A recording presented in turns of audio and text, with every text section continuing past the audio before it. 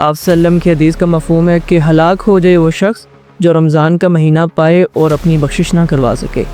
اس پر میں چاہوں گا کہ جو ایام رہ گئے ہیں ان کو کیسے قیمتی بنایا۔ اہل ایمان تو اتنے قیمتی ہیں کہ اگر زندگی کی کسی شب میں بھی اپنے رب کو راضی کر لیں تو وہ شب انسان کے لیے اور اہل ایمان کے لیے وہی شب قدر بن جاتی ہے۔ لیلۃ القدر کو تلاش کیسے کریں، اور اگر کسی شخص کو لیلۃ القدر نصیب ہو، چاہے اسے معلوم ہو یا نہ ہو، تو وہ اس کو کیسے قیمتی بنا سکتا ہے؟ بات یہ ہے کہ جس چیز کی جتنی قیمت ہوتی ہے اس کو اتنا ہی چھپا کے رکھا جاتا ہے۔ ہمارے ہاں جیولری ہو تو ہم اس کو ڈبے میں پیک کر کے الماری میں صندوق میں محفوظ جگہ رکھتے ہیں تاکہ کسی چور ڈاکو اور کسی بری نیت والے کی نگاہ اس پہ نہ پڑے۔ اعتکاف کی رمضان میں کیا فضیلت ہے؟ جس طرح اگر کوئی شخص آخری 10 راتوں میں نہیں اعتکاف بیٹھ سکا تو 3 راتوں پر اس میں کیا ترتیب ہے؟ میں سب سے پہلے تو یہ دیکھنا ہوگا کہ اس اعتکاف کے لیے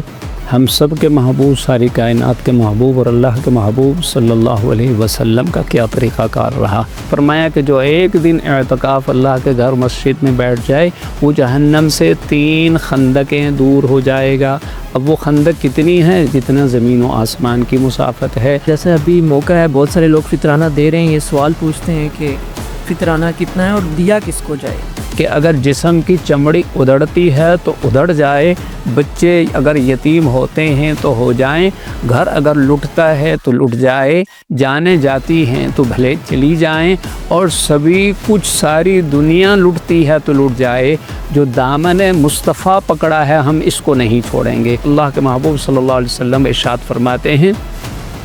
اللہ کے نزدیک سب سے محبوب ترین عمل یا افضل ترین عمل وہ ہے جس پہ انسان ہمیشگی اختیار کرے، چاہے وہ مختصر ہے عمل کیوں نہ ہو۔ السلام علیکم ناظرین، میں ہوں عمار علی عباسی اور آپ دیکھ رہے ہیں ورلڈ آف پاکستان۔ الحمدللہ ہماری آج رمضان اسپیشل پوڈ کاسٹ سیریز کے ایپیسوڈ 4 میں ہم آپ کو خوش آمدید کہتے ہیں۔ جیسا کہ رمضان جس تیزی سے آیا، رمضان اپنے اختتام کو ہے، اور آخری عشرے میں ہمارے کچھ مسائل جو اعتکاف سے متعلق ہیں، لیلۃ القدر سے متعلق ہیں، عید سے، فطرانہ، زکوٰۃ، ہم نے کہا کہ آج ہم وہ ڈسکس کریں۔ تو ہمارے ساتھ ہمارے مہمان موجود ہیں قاری محمد تحسین عباسی صاحب۔ تو السلام علیکم ورحمۃ اللہ۔ وعلیکم السلام ورحمۃ اللہ۔ سب سے پہلے تو آپ کا بہت شکریہ کہ آپ نے اپنے قیمتی وقت میں سے ہمیں وقت دیا ہے۔ جزاکم۔ تو میں چاہوں گا کہ آپ اپنے تعارف سے آج کی نشست کا آغاز کریں۔ قاری محمد تحسین عباسی، خطیب مسجد رحمۃ للعالمین، model colony, bank ground, Rawalpindi. صاحب ہم آپ کے پاس حاضر ہوئے کہ آخری عشرہ جیسا کہ آپ کو پتہ چل رہا ہے تو اس میں بہت سارے مسائل ہیں، لوگ مسائل کا شکار ہیں، خاص طور پر لیلۃ القدر کو لے کر، فطرانہ کو لے کر، زکوٰۃ کا وقت، ابھی زکوٰۃ بہت سارے لوگ دے رہے ہیں، اس میں مسائل کا شکار ہیں۔ تو اسی سلسلے میں آپ کے پاس حاضر ہوئے ہیں، تو آپ کی اجازت ہو تو ہم سوال جواب۔ جی بہت شکریہ، ضرور۔ سب سے پہلے میرا سوال یہ ہے کہ جیسا کہ آخری عشرہ چل رہا ہے اور آخری ایام کچھ باقی ہیں، کہا جاتا ہے کہ رمضان کا جو آخری عشرہ ہے وہ جہنم سے خلاصی کا ہے، اور آپ وسلم کی حدیث کا مفہوم ہے کہ ہلاک ہو جائے وہ شخص جو رمضان کا مہینہ پائے اور اپنی بخشش نہ کروا سکے۔ اس پر میں چاہوں گا کہ جو ایام رہ گئے ہیں ان کو کیسے قیمتی بنایا جائے، اور آخری عشرے کے بارے سے کچھ آپ فضیلت کی تو۔ بسم اللہ الرحمن الرحیم۔ ویسے تو پوری زندگی اور زندگی کی ایک ایک سانس انسان کی بہت ہی زیادہ قیمتی ہے۔ اس زندگی میں اللہ تعالیٰ نے پھر ہمیں خصوصی طور پر کچھ ایام ایسے عنایت فرمائے ہیں کہ جن کی قیمت بہت ہی زیادہ بڑھ جاتی ہے، جیسے رمضان المبارک کا پورا مہینہ، اس کا ایک ایک لمحہ اتنا قیمتی، اس کی سحری ہو، افطاری ہو، شب و روز ہوں، اس کی جلوت ہو، اس کی خلوت ہو، اس کا کوئی بھی موقع ہو تو وہ اللہ کی رحمتوں کی بے انتہا بارش اس میں برس رہی ہوتی ہے۔ اس سے اندازہ لگائیے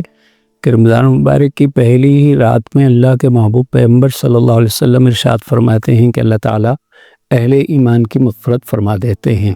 پھر پہلے عشرہ کو عشرہ رحمت قرار دیا، دوسرے عشرے کو عشرہ مغفرت قرار دیا، اور تیسرے عشرے کو جہنم سے آزادی اور خلاصی کا عشرہ قرار دیا۔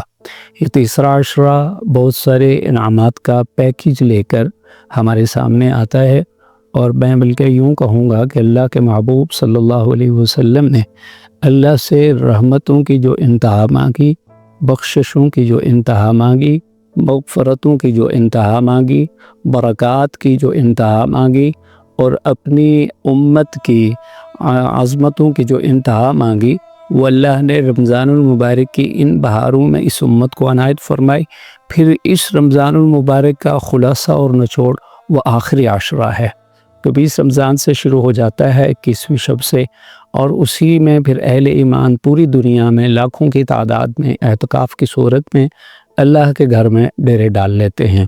اور پھر اسی آخری عشرے میں اللہ نے ایک خوبصورت رات ہمیں عنایت فرمائی ہے، جسے قرآن کریم میں سورۃ القدر میں یوں فرمایا، لیلۃ القدر خیر من الف شہر، جو 1000 مہینوں سے بڑھ کر ہے، اور 1000 مہینہ بنتا ہے تقریباً 83 سال 4 ماہ۔ ایک رات کی یہ قیمت ہے۔ اگر کسی کو زندگی میں 10 بار لیلۃ القدر مل جائے،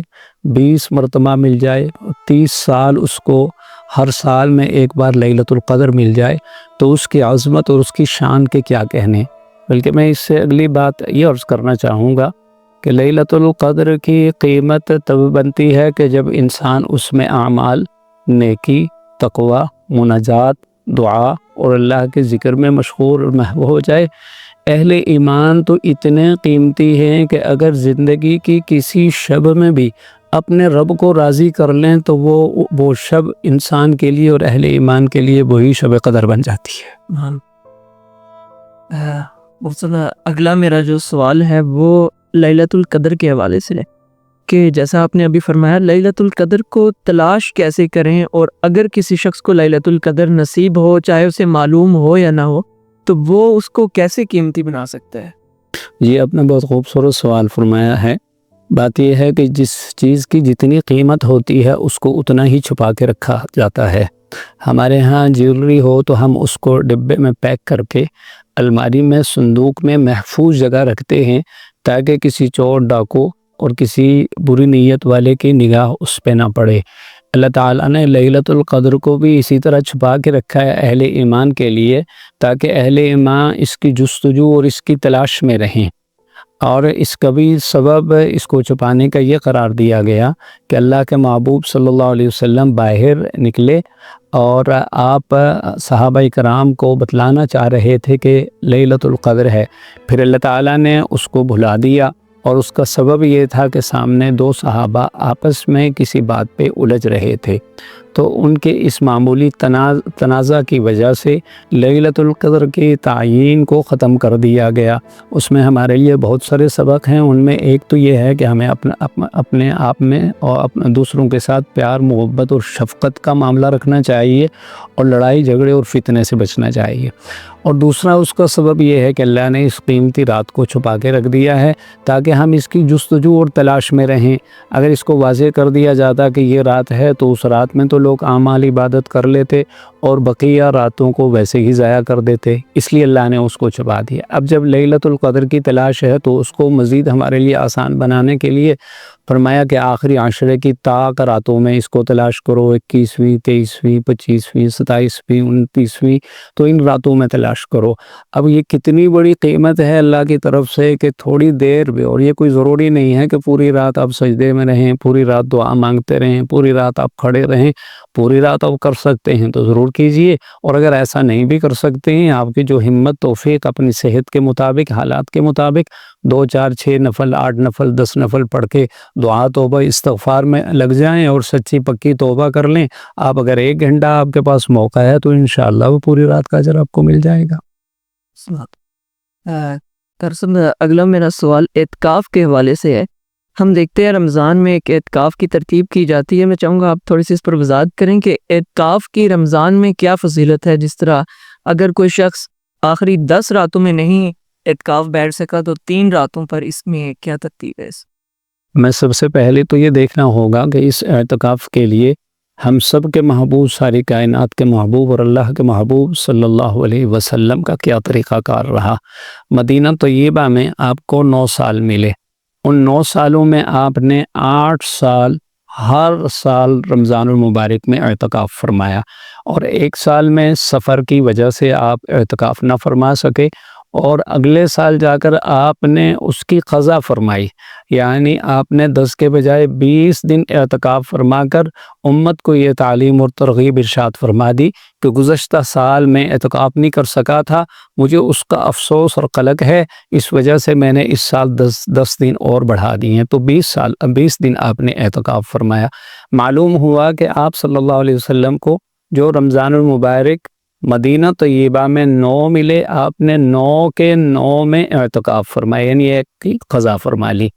تو یہ امت کو تعلیم اور ترغیب ہے کہ وہ نبی جو اتنے مصروف ہیں کہ کبھی جہاد کے لیے نکل رہے ہیں، کبھی وفود ان کی طرف آ رہے ہیں، اور کبھی محبوب وہ تزکیہ فرما رہے ہیں، کبھی اصحاب صفہ کو تعلیم و تدریس سے ارشاد فرما رہے ہیں، اتنی مصروف زندگی کے باوجود آپ صلی اللہ علیہ وسلم نے اعتکاف فرمایا ہے۔ کیوں؟ اس لیے کہ تاکہ امت کو تعلیم و ترغیب ہو کہ 355 دن سال میں آپ اپنے رزق حلال، اپنے دنیاوی کاموں، اپنے مسائل اور اپنی مصروفیات میں خرچ کریں، اور 10 دن آپ یکسوئی کے ساتھ اللہ کے گھر میں ڈیرے ڈال لیں، اور ان 10 دنوں میں آپ کا ویژن اور آپ کا پروگرام یہ ہونا چاہیے کہ 10 دن سب سے توڑ، رب سے جوڑ۔ یہ اس اعتکاف کا خلاصہ اور نچوڑ ہے کہ ہم 10 دنوں میں یکسوئی کے ساتھ تاکہ اللہ کی عبادت کر سکیں۔ پھر یہ اعتکاف اتنی خوبصورت عبادت ہے کہ آپ جب اعتکاف کے لیے مسجد میں حاضر ہو جاتے ہیں 20 رمضان المبارک کو 21ویں شب کو، تو جو مسجد میں آ کے بیٹھ گیا، جب تک وہ بیٹھا رہتا ہے اسے نماز کا اجر ملتا رہتا ہے۔ تو میں عرض کروں گا جو 20 رمضان کو آ کر اعتکاف بیٹھ جاتا ہے، گویا وہ نماز کی حالت میں آ کے بیٹھ جاتا ہے، اور جب عید کا چاند نظر آتا ہے تو وہ سلام پھیرتا ہے، یعنی گویا 10 دن یا 9 دن اسے جو بھی ملتے ہیں وہ 10 کے 10 دن نماز کی حالت میں رہتا ہے۔ پھر ہر لمحہ وہ اللہ کا قرب پاتا ہے، اور اللہ کے قرب میں تنہائیوں میں آنسو بہا کر اپنی زندگی کا محاسبہ کرتا ہے، اور پھر اسے یکسوئی کے ساتھ سوچنے کا یہ موقع ملتا ہے، میں نے وہ کیا جو مجھے نہیں کرنا چاہیے تھا، مجھے بہت کچھ کرنا چاہیے تھا وہ میں نہیں کر سکا، آئندہ زندگی میں مجھے کیا کرنا چاہیے۔ یکسوئی کے ساتھ ان 10 دنوں میں انسان کو موقع ملتا ہے، اور مجھے باہر نکل کے کیا نہیں کرنا چاہیے وہ بھی یکسوئی کے ساتھ انسان کو اعتکاف کی صورت میں موقع ملتا ہے۔ اللہ کے محبوب صلی اللہ علیہ وسلم نے اعتکاف کے لیے ارشاد فرمایا جو 10 دن اعتکاف بیٹھے گا اللہ اسے مقبول 2 حج اور 2 عمروں کا اجر عطا فرمائیں گے۔ پھر ایک حدیث پاک میں ارشاد فرمایا جو 1 دن اعتکاف فرمایا، آپ نے سوال فرمایا بیچ میں کہ اگر کسی کے پاس کم وقت ہے تو وہ اعتکاف کے لیے بیٹھ جائے، تو اس کے لیے عرض ہے، فرمایا کہ جو 1 دن اعتکاف اللہ کے گھر مسجد میں بیٹھ جائے وہ جہنم سے 3 خندقیں دور ہو جائے گا۔ اب وہ خندق کتنی ہے؟ جتنا زمین و آسمان کی مسافت ہے، تو 1 دن میں وہ جہنم سے کتنا دور ہو جائے گا، اور اللہ اگر کسی کو 3 دن کی توفیق دے دیتے ہیں تو وہ جہنم سے کس قدر دور ہو جائے گا۔ البتہ مسئلہ یہ ہے کہ جو سنت اعتکاف ہے وہ 10 دنوں کا ہے، اور جو کم دن کا کیا جائے گا وہ نفلی اعتکاف کہلائے گا۔ کرسم میں اگلے سوال میں چاہوں گا کہ تھوڑا فطرانہ کی آپ وضاحت کریں کہ فطرانہ کیا ہے اور فطرانہ کتنا دیا جاتا ہے۔ جیسے ابھی موقع ہے بہت سارے لوگ فطرانہ دے رہے ہیں، یہ سوال پوچھتے ہیں کہ فطرانہ کتنا ہے اور دیا کس کو جائے۔ جی اس میں گزارش یہ ہے، پہلی بات تو یہ سمجھنے کی ہے فطرانہ دراصل ہمارے روزوں میں جو کمی پیشی ہو جاتی ہے یہ ہم فطرانہ ادا کر کے اس کمی پیشی کو دور کرتے ہیں، اور اللہ فطرانے کی برکت سے ہمارے ماہ رمضان اور روزوں میں کوتاہیوں کی تلافی فرما دیتے ہیں۔ یہ تو فطرانے کا مقصد ہے ایک۔ فطرانے کا دوسرا مقصد یہ ہوتا ہے تاکہ معاشرے میں پسے ہوئے، مجبور، بے کس، مفلس لوگوں کی مدد ہو جائے، اور وہ بھی عید کی خوشیوں میں ہمارے ساتھ شریک ہو جائیں۔ یہ دوسرا مقصد ہوتا ہے جو معاشرے کا ایک اہم ترین مقصد ہے، اور دین اسلام نے ہمیں یہ مقصد سکھایا ہے کہ تاکہ خوشیوں میں آپ غریبوں کو بھی اپنے ساتھ شریک کریں۔ فطرانہ ہم جو ادا کرتے ہیں وہ موقع، محل اور حالات کے مطابق اس کی قیمت بدلتی رہتی ہے۔ مثلا اس سال جو باہمی مشورہ اور مارکیٹ کے ریٹ کے حساب سے تقریباً 240 روپے اور احتیاطاً 250 روپے وہ فطرانہ ادا کیا جائے۔ ہاں، جن کی مالی حیثیت زیادہ ہے اور اللہ نے انہیں وسعت عطا فرمائی ہے، وہ کھجور کی قیمت، وہ کشمش کی قیمت، وہ باقی چیزوں کی قیمت کے اعتبار سے وہ زیادہ بھی ادا کر سکتے ہیں، لیکن جو عمومی معاشرے میں ادا کیا جاتا ہے وہ قیمت تقریباً یہی ہے، یعنی فی کس 250 کے حساب سے۔ سر جیسا ابھی سوال آ گیا اس پر، ابھی بہت سارے لوگ زکوٰۃ کے بارے میں بھی پوچھ رہے ہیں، میں چاہوں گا ویسے تو بہت طویل ٹاپک ہے لیکن مختصراً طور پر تھوڑا سا اس پہ وضاحت کریں۔ جی، زکوٰۃ کا بھی مسئلہ یہی ہے، یعنی اس کا مقصد یہ ہے کہ مجبور بےکس پسے ہوئے وہ لوگ جو معاشرے میں انتہا درجے کی غربت کا شکار ہیں ان کے ساتھ تعاون اور ان کی مدد کی جائے، اور اس میں بھی ضروری ہے کہ ہم تحقیق کر کے وہ لوگ جو مستحق ہیں ان تک اس زکوٰۃ کو ادا کیا جائے۔ رہ گیا مسئلہ کہ زکوٰۃ کب ادا کی جائے، تو اس کے لیے ضروری ہے کہ جو آپ کے پاس مال ہے اس پر جب سال پورا ہو جائے، اور اس کے لیے ضروری نہیں ہے کہ آپ رمضان کا انتظار کریں۔ اگر آپ کی زکوٰۃ پوری ہوتی ہے، آپ کا زکوٰۃ کا نصاب اور سال آپ کا پورا ہوتا ہے ربیع الاول میں، تو آپ کو چاہیے کہ آپ ربیع الاول میں اپنی زکوٰۃ کو ادا کر دیں۔ آپ رمضان المبارک کا 6 ماہ بعد کا انتظار نہ کریں، نہ جانے 6 ماہ کے بعد حالات کیا آ جاتے ہیں۔ اس لیے جب آپ پر وقت پورا ہو جائے اور سال پورا ہو جائے مال گزرنے پہ، تو آپ فوری طور پہ اس زکوٰۃ کو ادا کر دیں۔ اور اللہ تعالیٰ کا کتنا کرم ہے کہ اللہ نے فرمایا اگر تمہارے پاس مثلاً 100 روپیہ ہے تو اس میں سے آپ 97.5 روپیہ آپ اپنی ضرورت میں استعمال کریں، اور اس میں سے 2.5 روپے آپ اس معاشرے کے پسے ہوئے لوگوں کے لیے مختص کر دیں، جو گویا ہم اپنے ہی معاشرے کو خوبصورت بنانے میں اپنا بہترین کردار ادا کر سکتے ہیں۔ اور اگلی گزارش یہ ہوگی کہ جو صاحب ثروت لوگ ہیں اور صاحب نصاب لوگ ہیں، اگر شہروں میں بسنے والے، مثلاً ہم پنڈی اسلام آباد والے ہیں اور یہاں کے لوگ جو صاحب نصاب ہیں، اگر وہ زکوٰۃ ادا کرنا شروع کر دیں تو ہم یقین سے یہ بات کہہ سکتے ہیں کہ شاید ان 2 شہروں میں ہمیں کوئی غریب نظر نہ آئے۔ قسم میں آخری سوال سے اختتام کروں گا۔ ہم دیکھتے ہیں کہ رمضان میں اعمال میں بہت زیادہ تیزی آ جاتی ہے، لوگ مسجدیں بھری ہوئی ہوتی ہیں، لیکن جیسے ہی رمضان کے اختتام ہوتا ہے اعمال میں ایک دم کمی آ رہی ہے، مسجدیں خالی ہو جاتی ہیں۔ تو اس پر میں چاہوں گا تھوڑی سی اگر آپ ترغیب دیں کہ کیا وجوہات ہیں اور کیسے اس چیز کو برقرار رکھا جائے۔ اس میں پہلی بات تو یہ ہے کہ اللہ تعالیٰ نے قدرتی طور پہ انتظام ایسا فرما دیا ہے، جیسے شیاطین کو قید کر دینا اور ایک ماحول کو عام فرما دینا، رمضان المبارک کی محبت اور قدر سب کے دلوں میں پیدا فرما دینا، ایک تو اس کا سبب اور اس کی ایک وجہ یہ ہے۔ اور دوسری وجہ یہ ہے کہ ہم عدم استقامت کا شکار ہیں،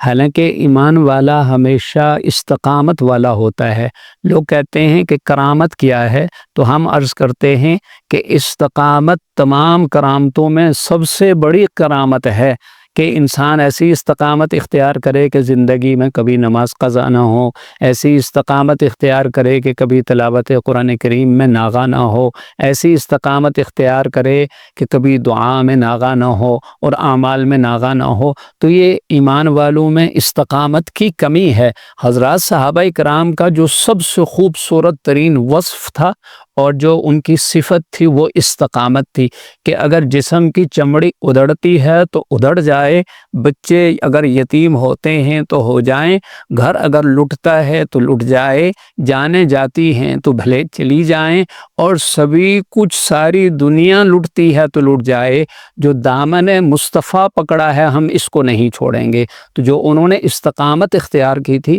اس استقامت کی برکت کی وجہ سے اللہ نے پوری دنیا میں دین اسلام کے جھنڈے اور علم کو بلند فرما دیا۔ تو آج ضرورت ہے کہ ایمان والے استقامت اختیار کریں۔ میں اس کو ایک چھوٹی سی مثال سے ذرا تھوڑی سی اس کی وضاحت کر دوں۔ ہم نے پتھروں میں دیکھا، بعض پتھر چھوٹے چھوٹے ہوتے ہیں، جب پانی آتا ہے تو وہ پانی سے بہہ جاتے ہیں۔ کچھ پتھر وہ ہوتے ہیں کہ پانی سے تو نہیں بہتے اور وہ ذرا حجم میں بڑے ہوتے ہیں، جب کوئی طوفان یا سیلاب آتا ہے تو وہ بڑے بڑے پتھر بھی لڑک کے نیچے چلے جاتے ہیں۔ تیسری پتھروں کی قسم وہ ہوتی ہے جو مضبوط چٹانوں کی طرح ہوتے ہیں، طوفان آئیں، سیلاب آئیں، بارش برسے، جو کچھ ہو جائے وہ اپنی جگہ نہیں چھوڑتے۔ مجھے اور آپ کو پتھروں سے یہ سبق حاصل کرنا چاہیے کہ اہل ایمان کو بھی بالکل ان چٹانوں کی طرح مضبوطی کے ساتھ اعمال پہ یکسوئی کے ساتھ جم کے کھڑا ہونا چاہیے کہ چاہے جیسے بھی حالات آ جائیں ہم اپنے اعمال کو اپنی زندگیوں سے نہ جانے دیں۔ اور استقامت کے ساتھ ایک بات عرض کرنا چاہتا ہوں، یہ استقامت انسان کو تب حاصل ہوتی ہے جب اسے نیک صحبت ملتی ہے۔ جب تک نیک صحبت نہیں ملے گی اس وقت تک استقامت بھی انسان اختیار نہیں کر سکتا۔ تو گویا خلاصہ یوں ہے کہ ہمیشہ انسان کو نیک صلحاء، اچھے لوگوں کے ساتھ، دینداروں کے ساتھ اور اچھا ذہن رکھنے والے لوگوں کے ساتھ ہمیشہ اٹھنا بیٹھنا چاہیے، تاکہ نیک صحبت کے اثرات انسان کی زندگی پہ مرتب ہوں اور اس کی برکت سے اس میں استقامت آئے، اور جو اعمال وہ رمضان میں کر رہا ہے تاکہ رمضان مبارک کے بعد بھی استقامت کے ساتھ ان اعمال پہ کھڑا رہے۔ اس پر اللہ کے محبوب صلی اللہ علیہ وسلم کی یہ حدیث شریف میں آپ حضرات کی خدمت میں عرض کرنا چاہوں گا، جس میں اللہ کے محبوب صلی اللہ علیہ وسلم ارشاد فرماتے ہیں، اللہ کے نزدیک سب سے محبوب ترین عمل یا افضل ترین عمل وہ ہے جس پہ انسان ہمیشگی اختیار کرے، چاہے وہ مختصر عمل کیوں نہ ہو۔ رمضان مبارک کے اختتام پر چاند رات آتی ہے،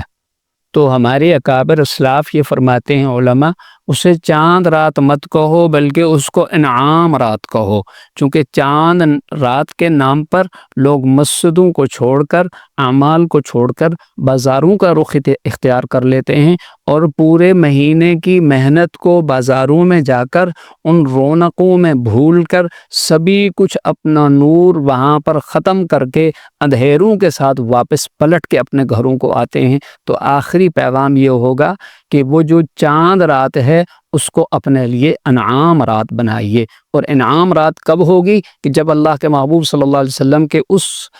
فرمان کی روشنی میں ہم دیکھیں گے جس میں حضور نے ارشاد فرمایا کہ عید الفطر کی رات اور عید الاضحیٰ کی رات یہ اتنی خوبصورت راتیں ہیں کہ جو شخص ان میں اعمال اور عبادت میں اپنی یہ رات بسر کرے گا، کل قیامت کو میدان محشر میں اس کا دل زندہ رہے گا، مردہ نہیں ہوگا جب سب کے دل مر جائیں گے۔ لہٰذا اس رات کی بھی قدر کی ضرورت ہے۔ سر بہت بہت شکریہ پھر ایک دفعہ کہ آپ نے اپنے قیمتی وقت میں سے ہمیں وقت دیا۔ اللہ تعالیٰ سے دعا ہے کہ اللہ تعالیٰ ہمارے ان رمضان کے آخری ایام کو انہیں قیمتی بنانے کی توفیق عطا فرمائے، اور اس رمضان کو ہمارے لیے کامل بخشش و مغفرت کا ذریعہ بنائے۔